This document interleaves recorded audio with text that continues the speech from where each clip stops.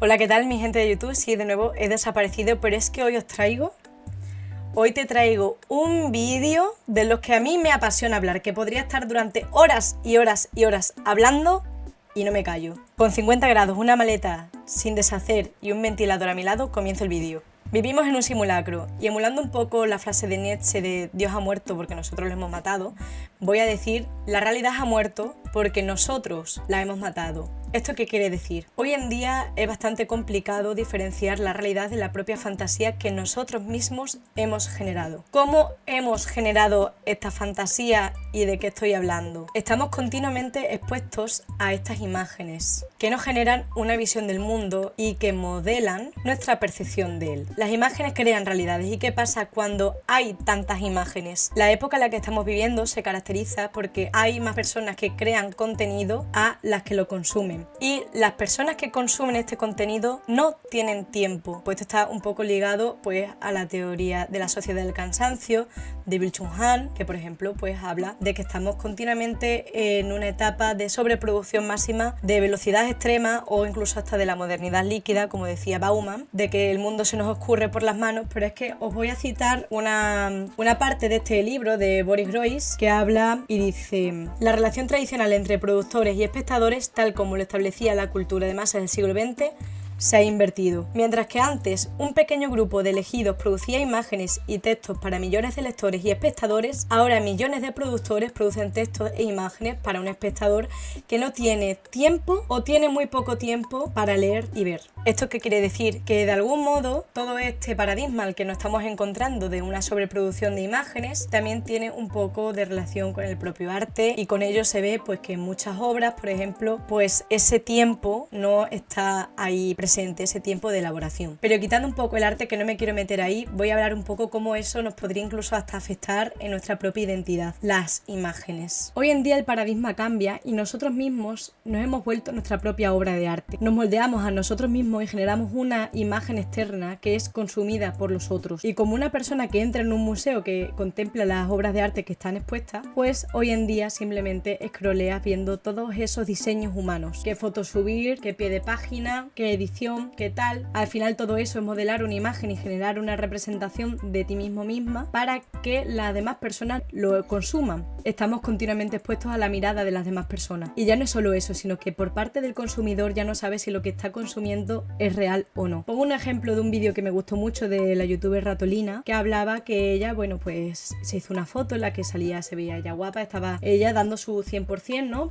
Peinada, maquillada, tal, y luego utilizaba el filtro de Snapchat, cambiaba completamente su cara, lo subió a redes sociales, nadie se dio cuenta, y llegó un momento que es que eso ya no era preocupante, ya no solo porque la gente no se diera cuenta, porque cada vez los filtros son como más realistas, sino que la propia youtuber dijo una frase que a mí me impactó un poco, que dijo: joder, es que a mí antes me gustaba como yo era la foto, pero ahora comparándola me ha dejado de gustar la foto real. Y ya llega un momento en el que este tipo de cosas te puede generar una cierta dualidad, ¿no? De que ya no sabes ni siquiera quién eres, ni sabes realmente tu propia representación. Ahora bien, es por eso por lo que realmente se ha perdido cierta objetividad. No podemos diferenciar de una imagen que no es real, luego los bulos, la información que va rulando de un lado a otro que es falsa, y eso pues se propaga como la espuma porque la gente lo comparte, y hasta que llega un momento en el que el bulo pequeño se hizo un bulo enorme. Todo este paradigma donde hay muchísimas imágenes que moldean la realidad, que moldean nuestra propia identidad, que nos hace incluso hasta tener una dependencia al consumo de imágenes, todo este paradigma al que nos enfrentamos, donde estamos continuamente consumiendo, siendo cosificados y siendo objetos de consumo, y luego también pues expuestos a toda esta información falsa que nos es complicado, sobre todo también diferenciarlo de la realidad, y con un algoritmo que acompaña todo esto, pues se habla